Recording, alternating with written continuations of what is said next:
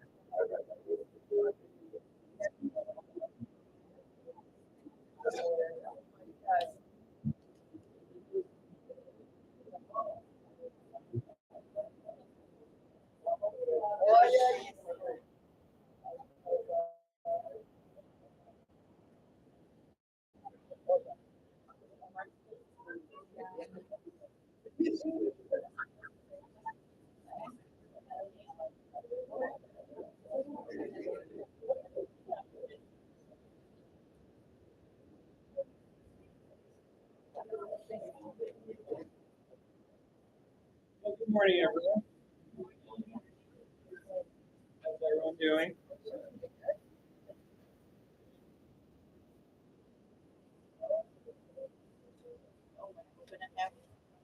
Oh,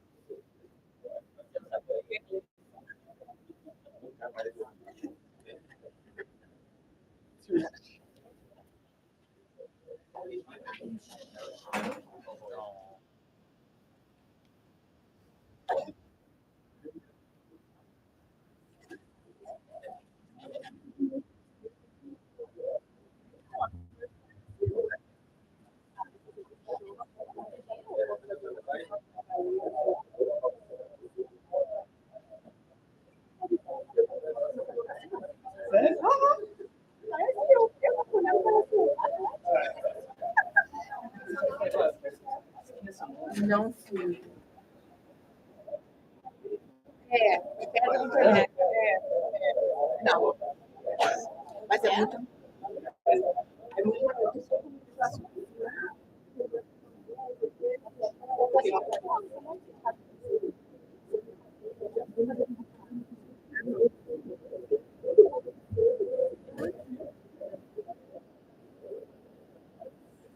eu acho, mas eu acho que eu tenho gente do Brasil todo. Aí eu acho que eu dei uma.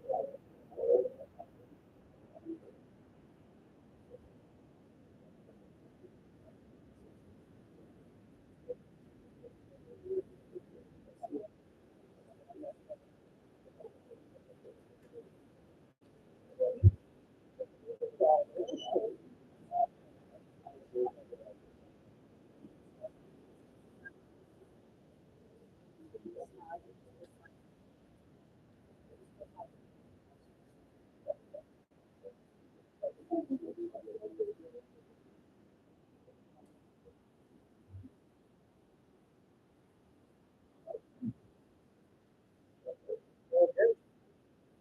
Thank you. No, it just reminded me. Very well. I'm gonna try and project so you guys can hear me. And, I'll speak. There is coffee there. Sure. So there's some coffee. There's some.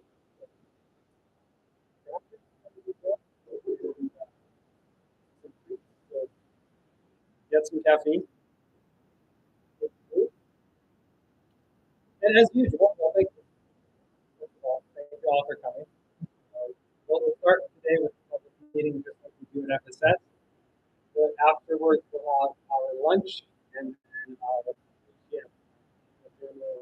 meeting.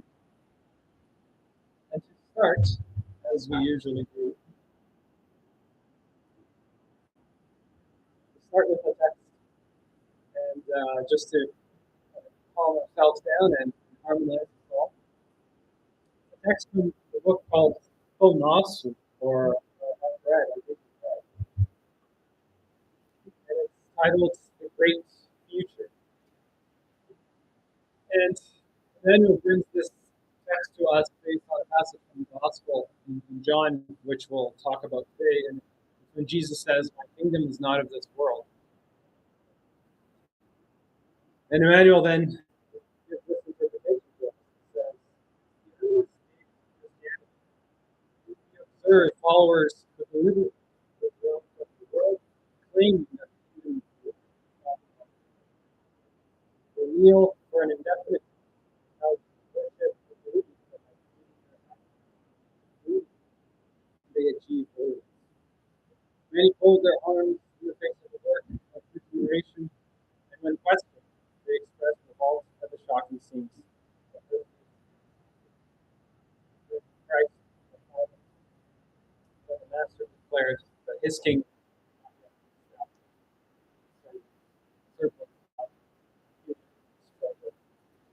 however, it is fair to consider his word does not guarantee the absolute denial of heavenly happiness.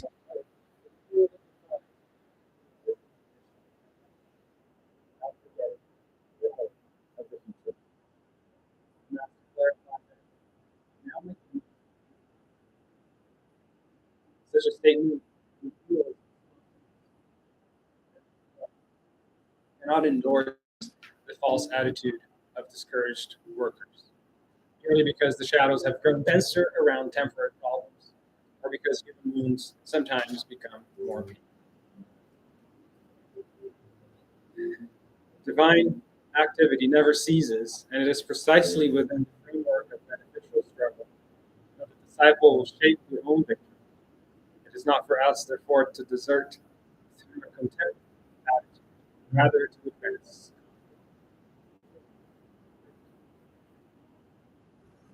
So we'll do a quick prayer before we begin. We can close our eyes. I take a deep breath.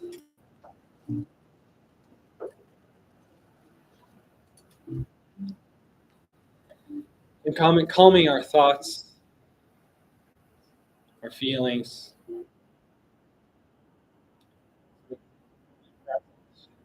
Today, as we embark on a talk about our points of view, we ask you, Jesus, that help us here today, inspiring all of us to open our hearts to one another. As always, inviting comments and ideas.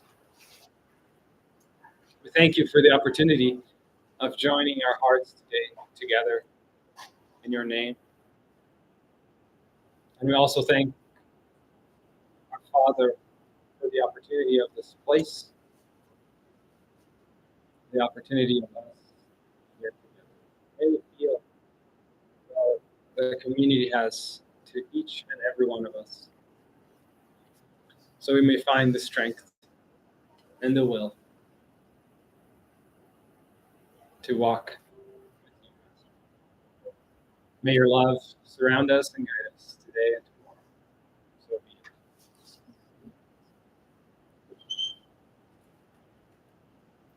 it. So as usual,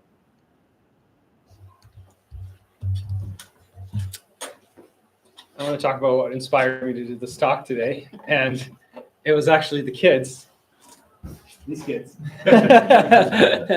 And some here that, as you all know, at FSS we have two different groups for kids, the toddlers and the babies and then the kids.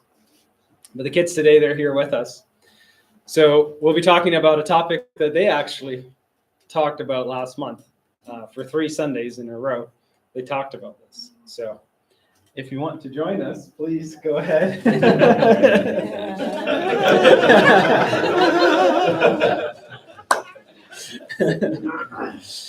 And, since they learned about this, since they talked about this, why not bring that in? And it was actually Renata's suggestion. So thank you. Well, thank you for suggesting it. And it's a passage from, so we were studying the chapter 2 of this book called The Gospel According to Spiritism. And the chapter title is My Kingdom is Not of This World. So actually, I did this talk about a year and a half ago. Some of you might remember this picture. It's called Marcela knows better. I think in Monte de Telegrafo or Pedra de Telegrafo. Yeah. In Rio. And the whole idea of bringing this picture is for us to understand the importance of our points of view. And I'd like to kind of ask for, or pose a few questions, better, to, as we look at this picture, even though this lady seems to be smiling, as we look at this, it might bring us some fears because she might fall and die. As you can see, there's a big precipice behind her. How did she go back up? Right? So just by looking at this, it can cause us some fear. It can give us the idea that she's alone. You can't see anyone else there. It can also give us the idea that this is pretty hard, that she's having to hold herself, and if she slips, her life will end. So there's a lot of feelings that can come from this this point of view. And the idea of this is for us to show then a different point of view of how it truly is in real life, depending on different angles. And as you can see, that same lady over there, what seems to be a precipice, right? There's a rock literally right here at head height. So it's actually, as you see it from a different angle, from a different point of view, it's no longer scary because she's not going to die if she falls. It doesn't look difficult because there's someone that can, hold her if she needs help. She's also not alone. Look at how many people are out there as well. So this whole reflection is the idea of how changing our perspective can help us see something in a completely different way. And it can, within an instant, change our fears to courage, change our feeling of being alone to feeling in community, also change the feeling or the idea that something that we're going through is hard, to something that it's manageable, something that we can go through. And thinking about the kids, I was thinking about school, right? As you go through school, middle school, junior high, high school, we always sometimes have issues at school.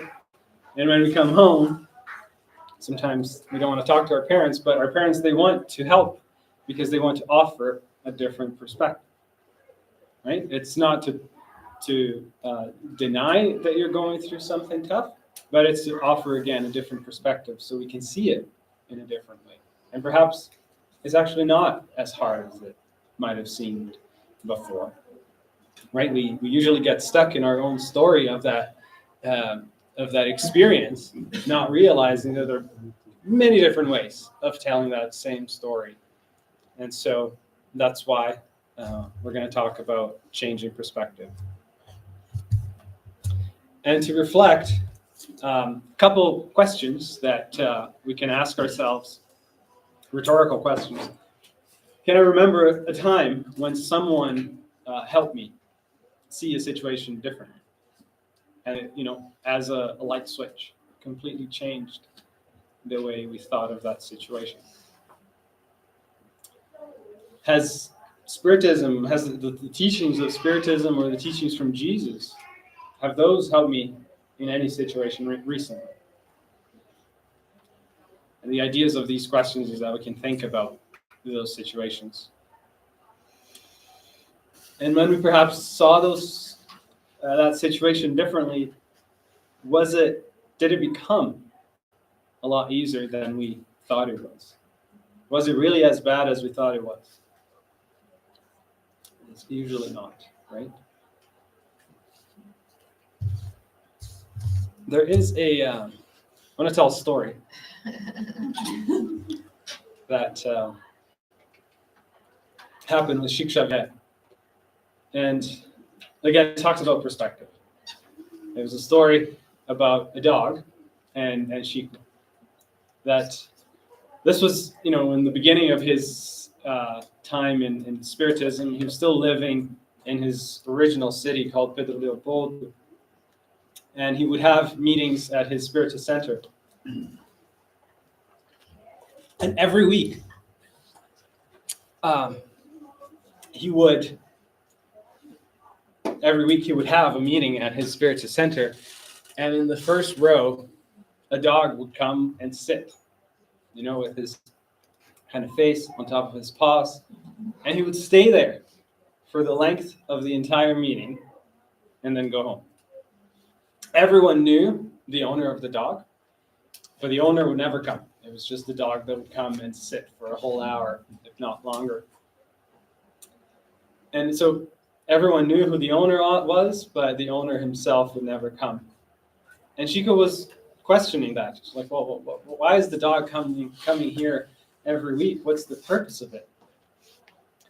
And then Emmanuel, who was Chico's mentor, when Chico posed this question, his mentor Emmanuel told him, this dog helps his owner a lot. Chico didn't understand how. So Emmanuel said, observe tonight and you'll understand. So at the end, or towards the end of the meeting, Chico, with his mediumship, observed that towards the end, spirits would gather around this dog and, what we say it in English, I guess, energize that dog with what we call ectoplasm or energy, let's say it. Just like with passes or water is energized, the same way the spirits, they were energizing this dog, loading him up with good energies. And because he's a dog, he can absorb it.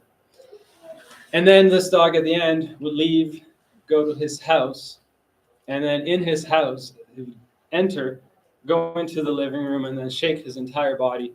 And as an explosion, all that good energy would surround the entire house, and most importantly, would surround his owner with that energy, with that protection. But then you might ask why. And that's because the mother of this dog owner was already passed. She was already in the spiritual world. And as a mom, she was praying constantly for his son to get help until he was able to find Jesus.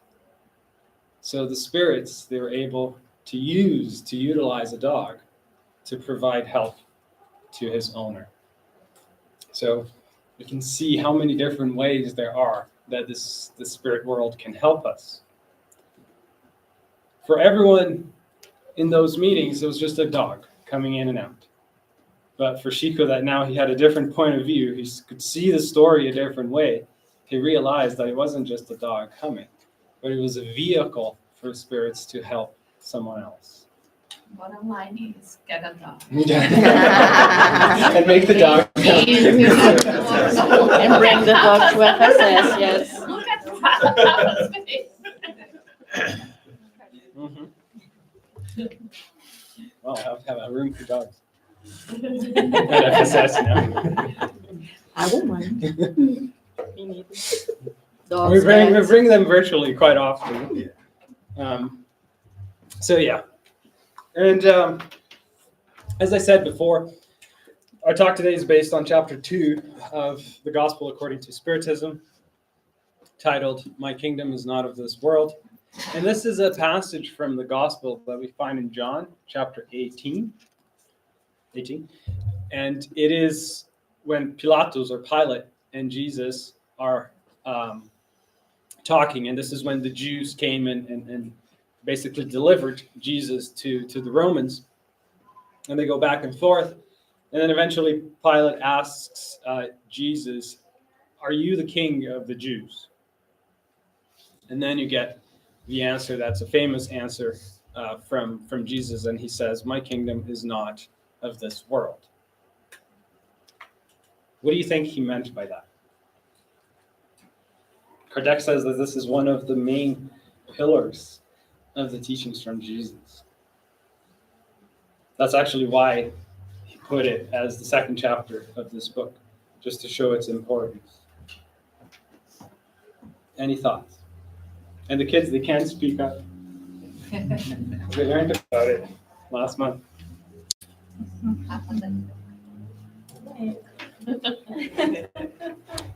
What would be the difference between an earthly kingdom, or kingdom of the earth, and a kingdom of God, a kingdom, the one that Jesus was here to teach us? What do you guys think? Well, if I may say, those Yes, fundamentalist Jews, not all the Jews who brought Jesus to the Romans, according to the Messiah in Judaism, the Messiah will be the one who will lead the Jewish people to the promised land. So we are talking about this kingdom. Mhm. Whereas Jesus, he preached, well, our kingdom is in the other side, Mhm. Mhm. in the spiritual realm. Yes. Exactly. And that was confusing and disappointing for these fundamentalist, Mhm. orthodox, fanatic Jews who wanted to have a Messiah who would come and say, hey, it's right here. Yeah, So exactly. that's pretty much it. It's a different type of kingdom. Thank you, Pedro. And so, when Kardec talks about this passage, he writes a text and he translates this, or he interprets the idea of my kingdom is not of this world as the concept around our future life. So it's Kardec helping us understand what Jesus is saying. He's saying that our life doesn't end here on earth, and it didn't start here on earth, and our true life actually is more in the spiritual world. This that we're going through here is simply one little layover, if you will, or a little connection, a little station. But our lives would be as spirits, as immortal spirits. It won't be focused just here, but rather on the continuum afterwards. So when we start to think about this, the idea of a future life, and then we bring that to all the issues, all the problems that we have in our lives, how does that make our problems feel? And that's the whole point of this, right? As we start to see the issues that we have in our daily lives, and you think about that our lives are immortal, it starts to shrink our problems, right? We start to see our problems in a completely different way, and hopefully bringing to us the idea that even though we might think it's a problem, is it worth all that energy and all those feelings that I'm thinking or feeling, like rage and other things like that? It helps us to see things with a different perspective. If we were to think, if we look at not Spiritism, but other Christian religions, a lot of them talk about the second coming of Christ. And Martin Luther King, was a Baptist, and he had a completely different interpretation of that, which aligns with what we're talking about here today. He says that the second coming of Christ is not something physical, that Christ is going to come here physically, but it's when we allow Christ to enter our hearts, to enter our lives. That is the second coming of Christ. The first was when he came and showed us how to live. The second one is when we accept his teachings and when we apply those within our lives. So, if we were to think about Spiritism and this idea of having a future life, right? We can talk about this for a while. But the idea that we wanted to focus on is this image or perception, I'd say, that Spiritism brings to us about our own soul. We like to bring that reflection, for example, that the microscope, it didn't come and create the world of microbes. Microbes were always there. The microscope just helped us see it. The same with the telescope and all the world in the universe. It just helped us see it. It didn't create it. And Spiritism came to us as a telescope of our soul to help us focus within, to help us focus in our own morality, if you will. And Kardec tells us in the book of Genesis, he says that the immortality of the soul is the moralizing power of Spiritism, basically showing that the power that Spiritism brings to us, the invitation, the constant invitation for us to evolve and to become better spirits, that comes from the fact that Spiritism shows us the immortality of the soul. Again, that idea, that knowledge, truly and profoundly motivates us to be better. So now we're going to start a text, and here's where I'm going to invite more comments and questions. There's a text in this chapter 2 of this Gospel according to Spiritism, called Point of View. And Luis has given a talk about it as well, because it's timeless. It can help us at any point in time in our lives, when we're kids, when we're teenagers, adults, and so on. Because it doesn't matter when we are in life, this can help us understand a little bit better how to go through life on earth in a more serene and a more profound way. It starts by saying, a clear and precise understanding of the future life provides an unshakable faith in what lies ahead. So when we have a clear and precise way of the future, it provides to us an unshakable faith on what lies ahead.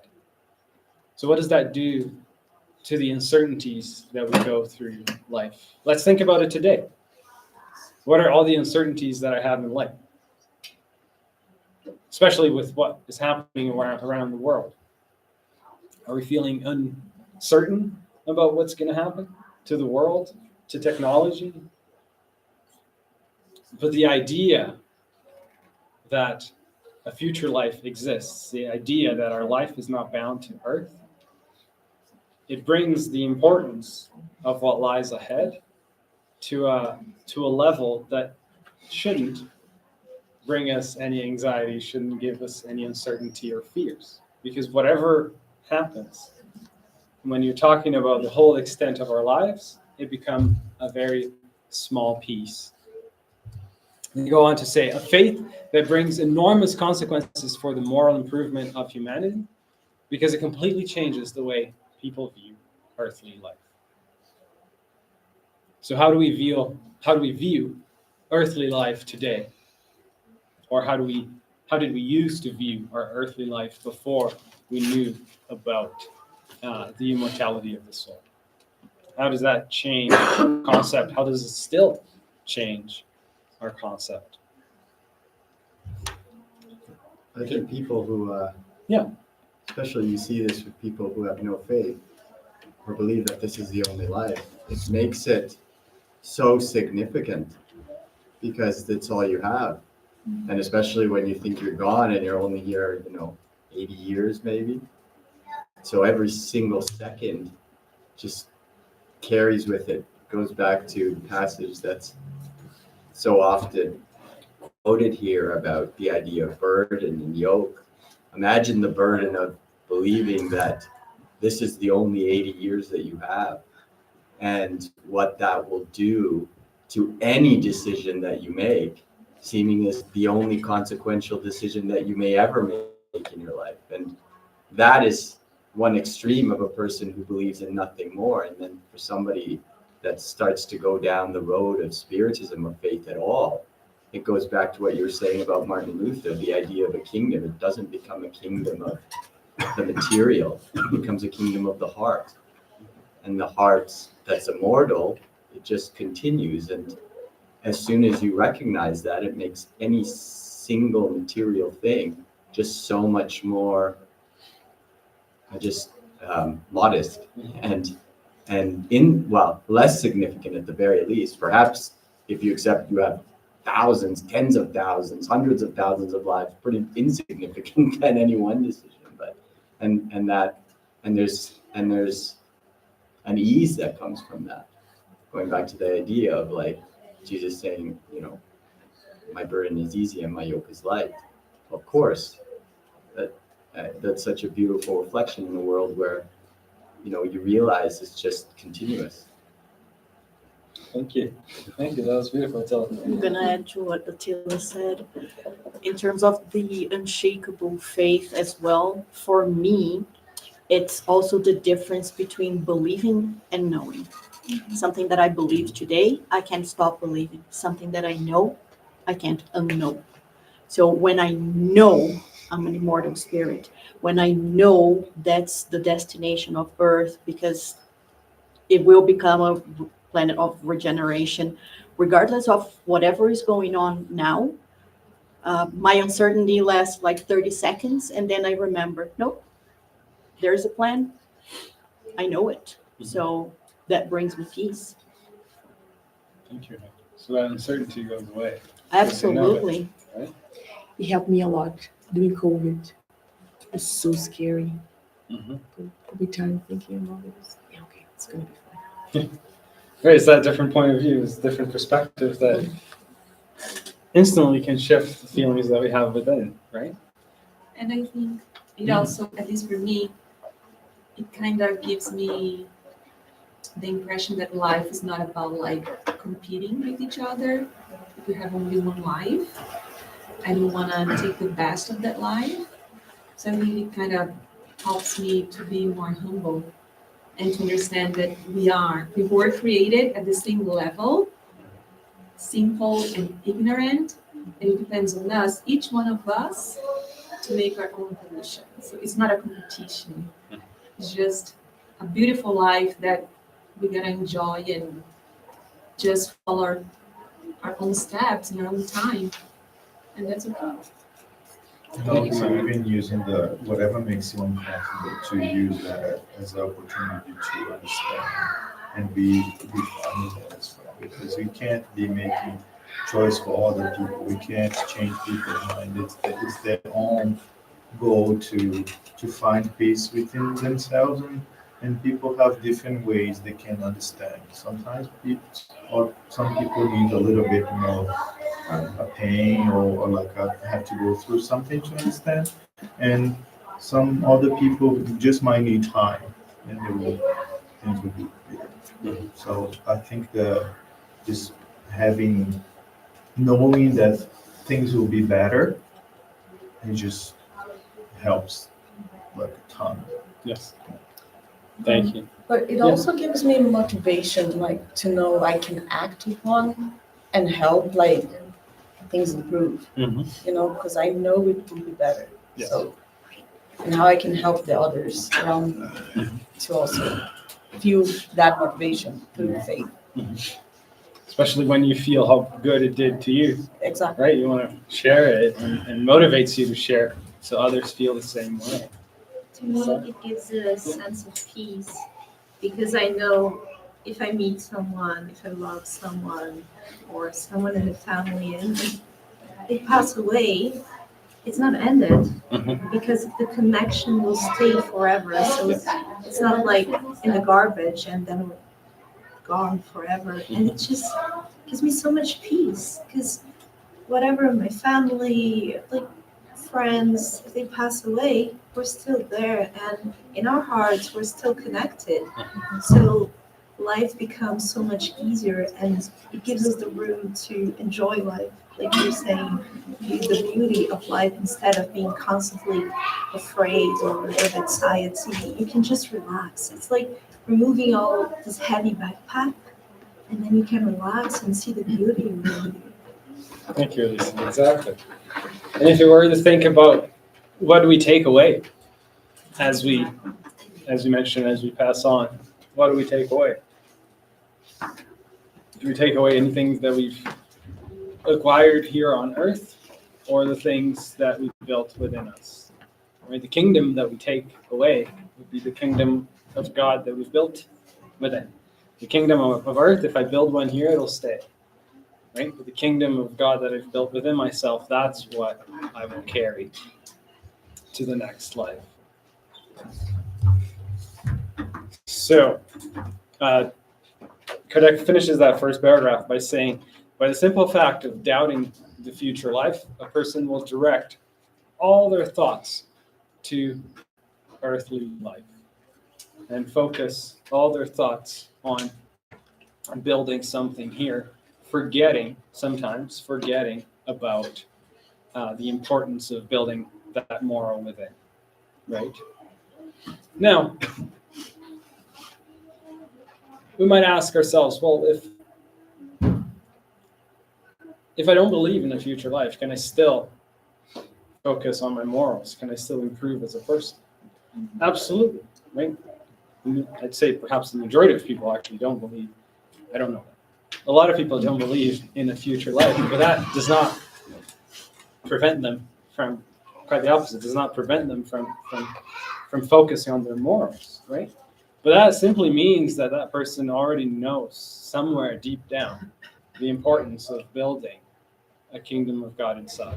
They don't know it cognitively today, but somewhere within them, they know the importance of it. I just wanted to say that because when you read this without that interpretation, you think, well, those who don't believe in a future life only focus on earthly matters. But if they have that somewhere inside of them, then absolutely they will. So now Kardec brings to us an anecdote, I would say, or a comparison.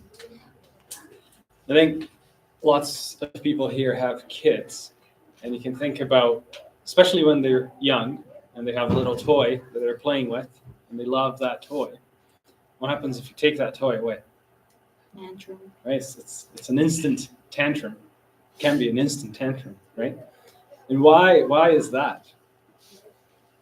Because they're crazy. Sorry. It's because all their lives, like in their minds, their life at that moment is that toy. If you take that away, it's like their life purpose is gone, right? You took away their life purpose. Right? You took away from it. So the comparison that Kardec now will make to us, he says that not foreseeing any goods more valuable than those of earth, they behave like a child who sees nothing beyond their toys and does everything to obtain them. So the beginning is a little hard to understand. Basically, we're saying that Kardec is saying that if we place the value of earthly goods as the highest value of all, like nothing will surpass the value of earthly goods, then our lives will be just like everything that we have in life. It'll be like a kid having a toy. And if anything is taken away from us, we'll have a little tantrum within.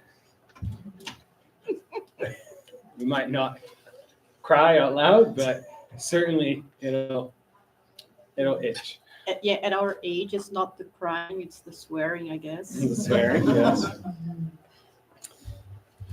And the second paragraph to explain this, he says, the loss of even the smallest of these causes them deep sorrow. As an example, a mistake that we make, or a mistake that someone else makes, a disappointment that I go through in life because I didn't accomplish something, or because someone else was supposed to do something and they didn't. An unfulfilled ambition, right? We work really hard to get somewhere and then we don't get there. Or an injustice that happens to me, or if I see a lot of injustice in the world, how does that make me feel? Right? So again, if I'm putting earthly goods as the highest importance of things in my life, I'll go through these, the experiences of mistakes, disappointment, ambition, injustice. When I go through them, they will, as Kardec says, they turn their existence into a perpetual anguish, inflicting upon themselves a true torture at every moment.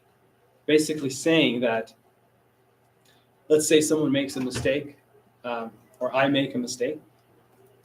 If I'm not focusing, if I'm focusing on the kingdom of God within rather than the kingdom of earth, even though there's a mistake, even though there's a disappointment, even though that my ambition is not fulfilled, I'll still be okay. But the flip side, on the other side, every time this happens, I will go into this perpetual anguish. I will always be stressed. I will always be disappointed. And that will just feed itself. And I'll become a person that's very pessimistic, that doesn't believe and doesn't hope of a better future.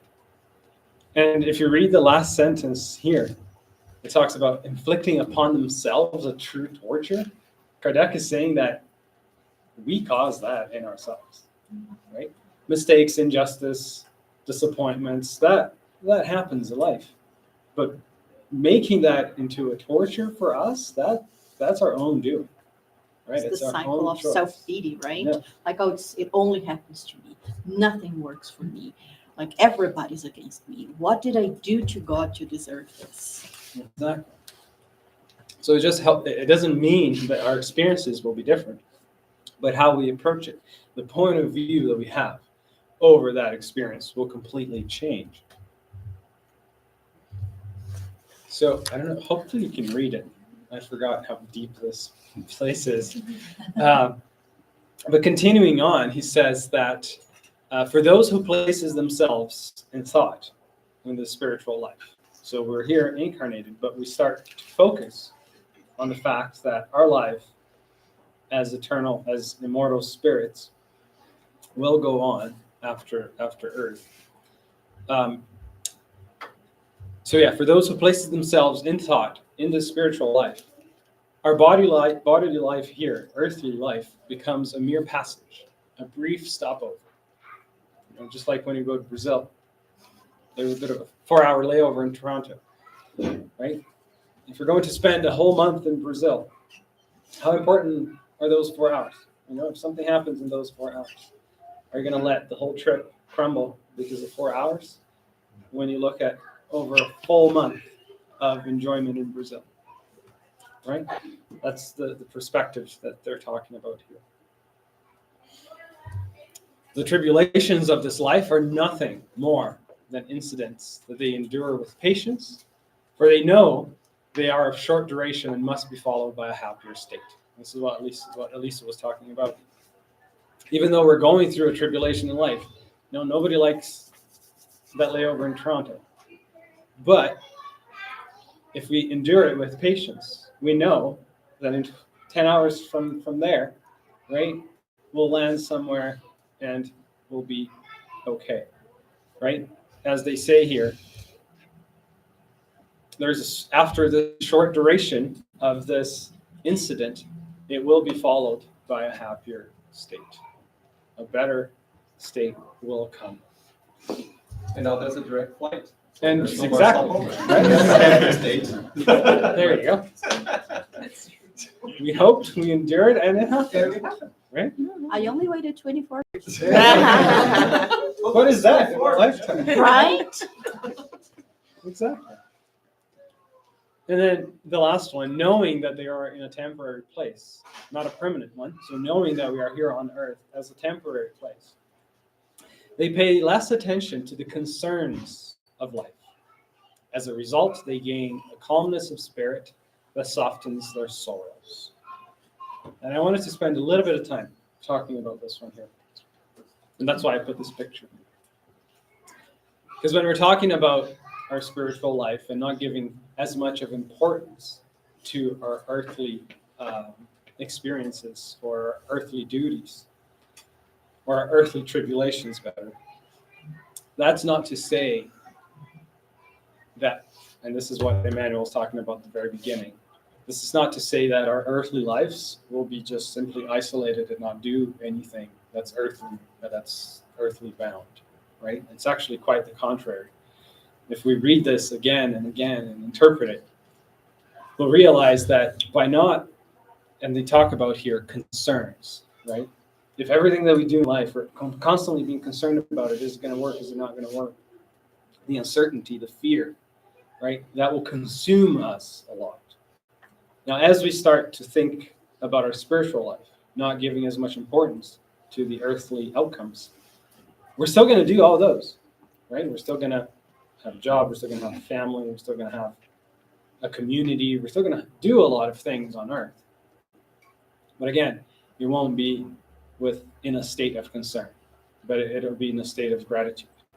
Because all of those experiences, they're here to help us learn. And most importantly, I would say, when I go through my experiences in life without that concern, that opens me up to actually do more.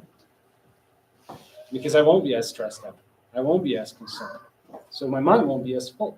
And I'll be able to even do more than what I was doing before. There's a question in the Spirit's book, 642. That's a pretty famous one. When Kardec asks, how can we, let me see if I can translate it. How can we basically, evolve? How can we go further in life? And he says that for us, our duty is to do good to the best of our abilities, to the best of our strength. And this idea that we're talking about here today, by placing the importance in the spiritual life, that will make us stronger to expand our limits and do more, as the spirits were interpreting here to Kardec. So, and then that's why I wanted to spend some time here, right? It's not to say that we're not doing anything that's earthly bound. That's necessary because we are here, but it's the way we do it. And that will just increase our abilities, increase our capacity to do even more. And towards the end now, Kardec says, God does not condemn earthly enjoyments. Let's be clear here. But the abuse of those enjoyments, that can affect our soul. And that's to each one of us to determine what they are, right? We're all at different stages in life. So, again, God does not condemn the earthly enjoyments, but the abuse of them. Those who apply these words of Jesus, those of us who can already perhaps apply this idea that my kingdom is not of this world, right? That we're focusing our importance on our spiritual growth, on our moral growth. That in itself will guard ourselves from such abuses. So if we're trying to understand what's an abuse, what is not, if we're thinking about us as an immortal spirit, that everything that we do here, right, is not just bound to this day, but it will affect us forever, it can really help us understand whether or not we should do something. And it can really help us, as we're going through an issue in life, put things into perspective. Any questions or comments? Just see one thing here.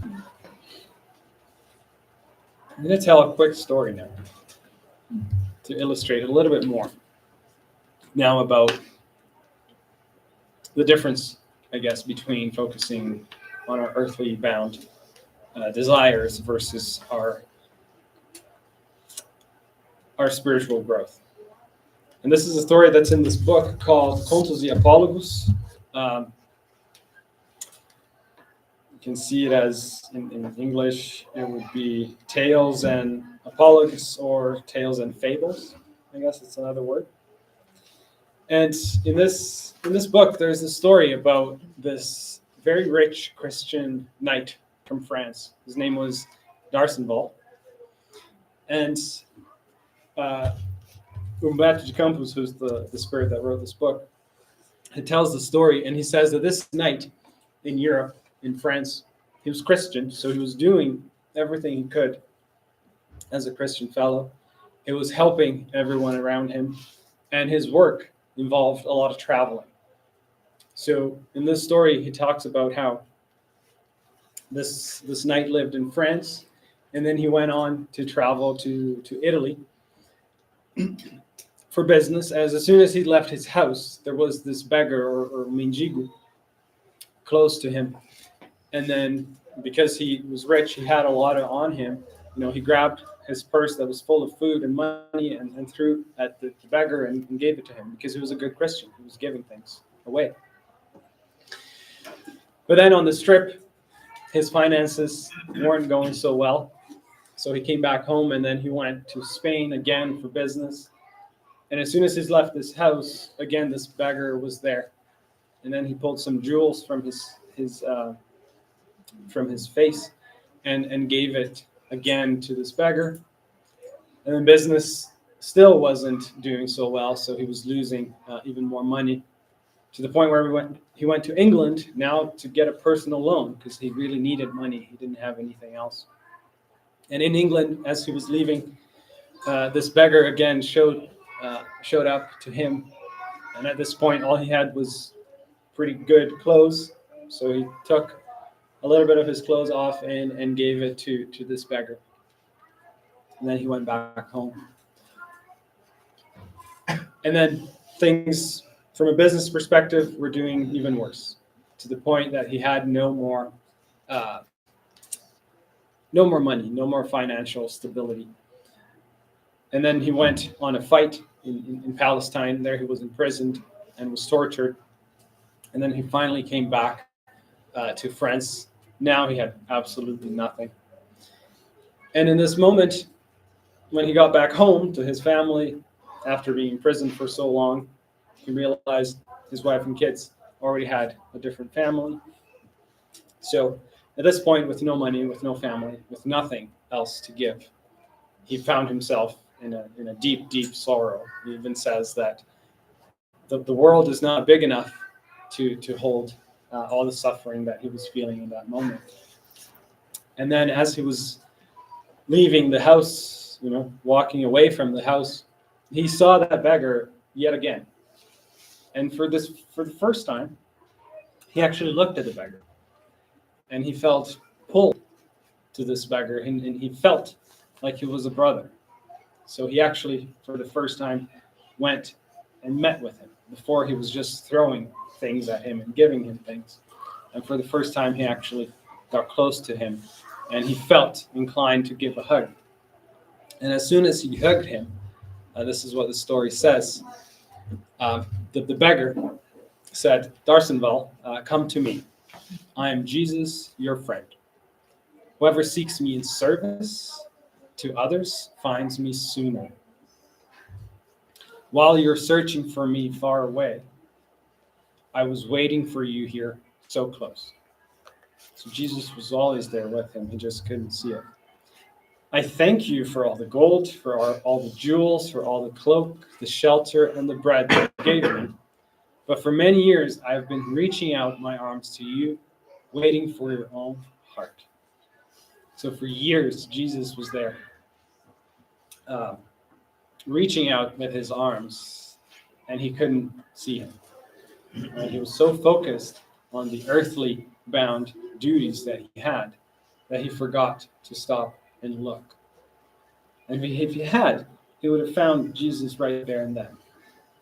He spent his whole life thinking of ways of how to be a good Christian, but forgot to truly look within and find Jesus within himself.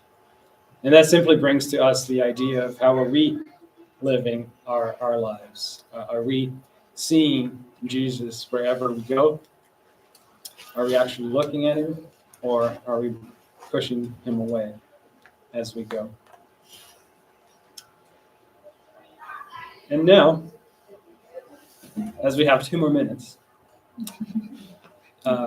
Locked. yeah, locked. If someone else wants another example, Yes. chapter 8, our beloved Bartolomeo from Right. Nero from Good News, Yes. is a great lesson about hope and about point of view. Chapter 8, Good News, Bartolomeo. And it seems that Jesus, what Bartolomeo was describing, is exactly what we're going through right now. And that was 2,000 so I don't know how many years before. Still, it seems that he's living nowadays. And the whole therapeutic encounter that he had with Jesus is a great example of how to apply this point of view. Thank you, Luis. Yeah, that's the book Good News, Boanova, chapter 8. And that just comes to show that focusing on our point of view truly is something timeless. And as you all know, we're not at FSS today, so we don't have our passes. But we're going to do a communal pass, if you will, which is simply a short meditation. So I'm going to invite you all to do a quick meditation.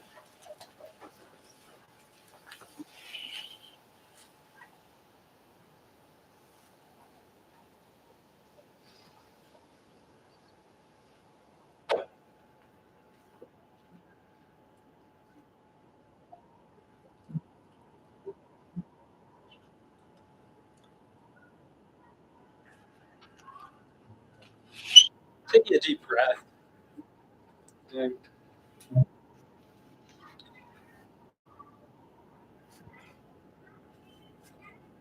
I want you to picture, perceive a light in front of this room. And it's a light that shines very bright. And it starts to grow, starts to become bigger. And it then starts to be in the shape of something. You can see the silhouette of someone. That starts to become clearer. And you start to perceive his eyes, his smile, his heart, his arms that are wide open. And you realize that it's Jesus right here in front of us.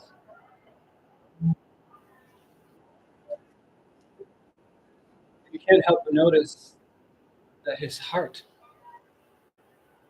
has a really bright light within.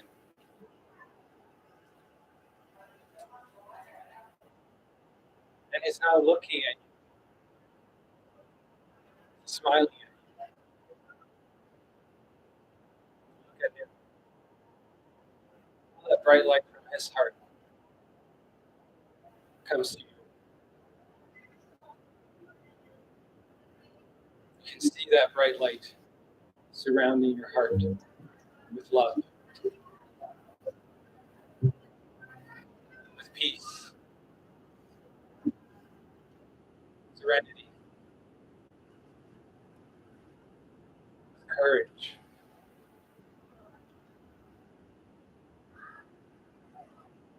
In that moment, you feel one with Jesus.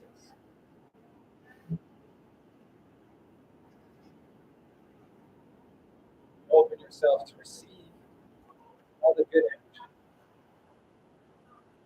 from our mentors, our loved ones. Let that energy flow.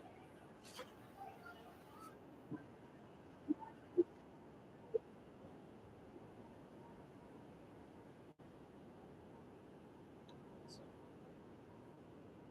now direct all that energy to the kids.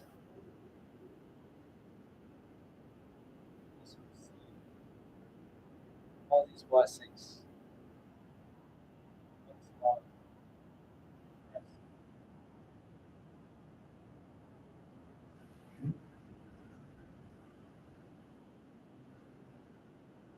With this energy that renews us, that empowers us, motivates us,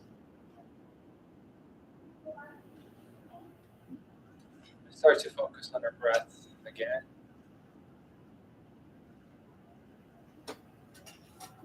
Start to come back to the chair. And to slowly open our eyes.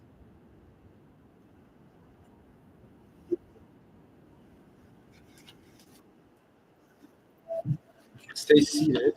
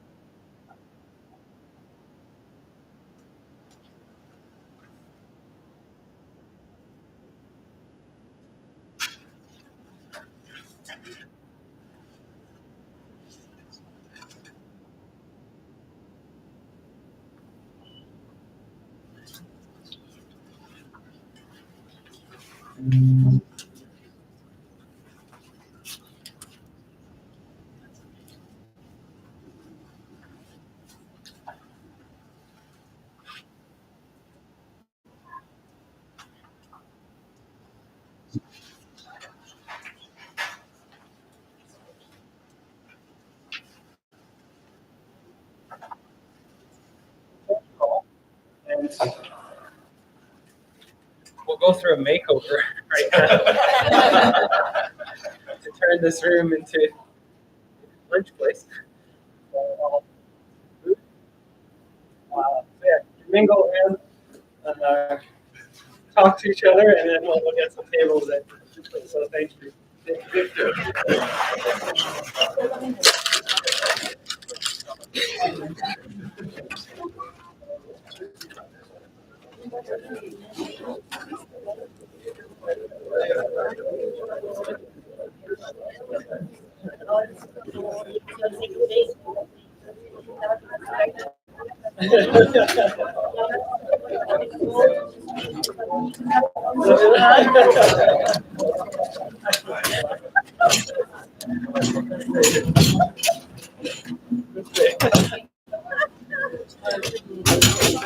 Ali no meio, já virou um curso. Foi ótimo. Amei. A hora que você falou para voltar, eu quero.